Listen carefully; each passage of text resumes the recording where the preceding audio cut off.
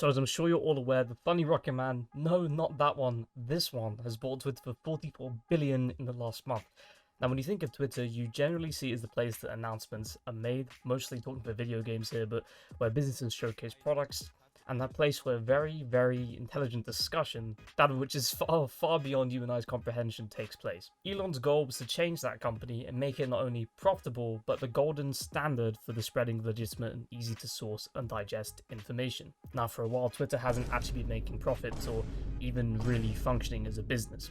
This was because its only source of income was pretty much ads. Yes, don't leave me, please. And let's be honest, when you open Twitter, do you see an ad?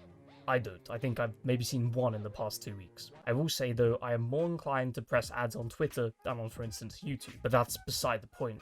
This lack of monetization means that when Elon bought Twitter for 44 billion of his 197.4 billion USD net worth, and probably like, I don't know, 20% of his actual available money to spend, not including his assets, it was going down a drain, and then being filtered out of this drain into the middle of fucking nowhere. So naturally, the first course of action he took was to fire 4,000 employees, which includes 90% of Twitter's Indian staff. Now that sounds like a hell of a lot, but also, what were 4,000 employees even doing anyway? Since the only thing I can think of that takes staff to work on are moderation and content filtering, getting rid of blatant racism, bot accounts trying to scam grandmas out of their entire pensions, and 2, keeping the app up and running. Since most of that is automated, I guess it makes sense to fire them.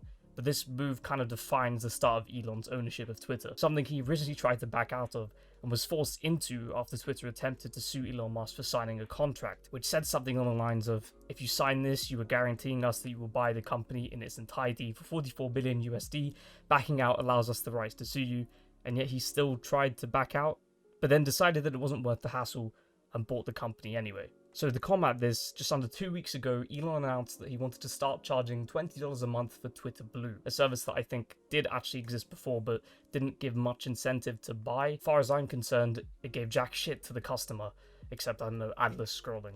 So what Elon did was use Twitter Blue as leverage over those who were already verified, and said, if you want to keep the verification badge, you must pay us $20 per month. Now that's the same cost as YouTube Premium for like families.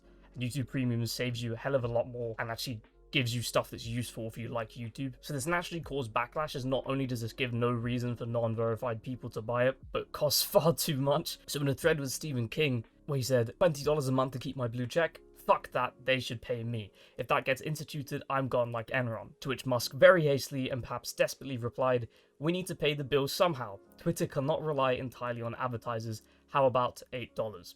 And so the verification incident was born. This is where the real controversy begins, because in his official Twitter Blue announcement, Elon Musk said that he would be removing the current verification system, whereby a user with significant enough following, influence, yada yada yada, submits an application and then gets verified. The verification symbol before was supposed to recognize and reward content creators and public figures by giving them this badge that screams, I'm a real person, I'm important, listen to me, listen to me. That verification system in itself had a lot of pitfalls, and people with 300,000 followers weren't even getting verified, so it didn't really work too well to begin with.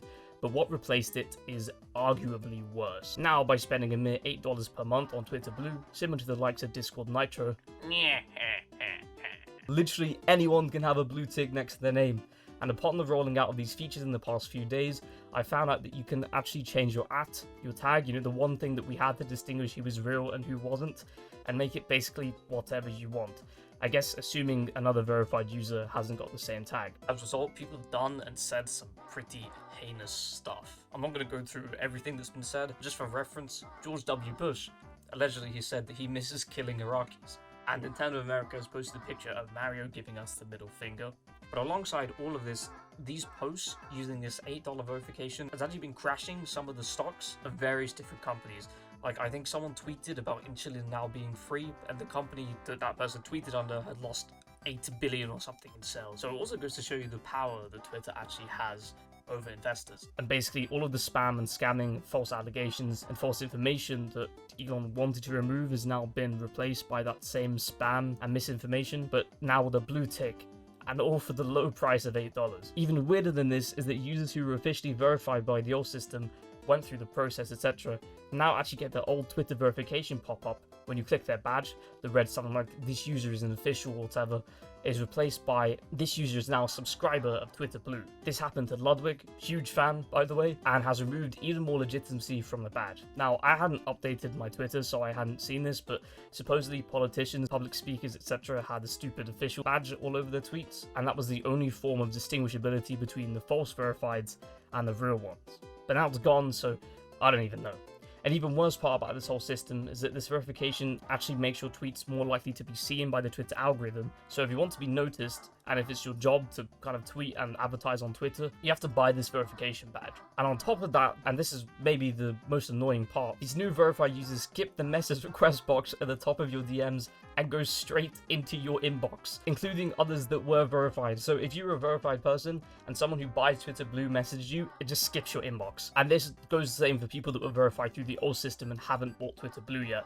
So I imagine that's quite annoying, and to people that actually use Twitter to communicate for business and schedule things, it's probably a huge pain up the fucking ass because you now can't see anything that you've sent to someone. Now, Twitter Blue does come with some pretty cool perks alongside this, like being able to change your app badge and in-app colors, like the text colors, so you can make it pink, which pretty much makes it a must-buy to a small community of people. Personally, I haven't bought Twitter Blue simply because I think it's cooler for you to not have a verification badge than to have one. But I'll probably cave in eventually when they add GIF profile pictures, because we all know that's what's coming next. Let me know in the comments what you guys think. Don't forget to follow me on socials, subscribe to the channel, hit the notification bell so you know when I upload, and I'll see you guys in the next video. Bro, fist.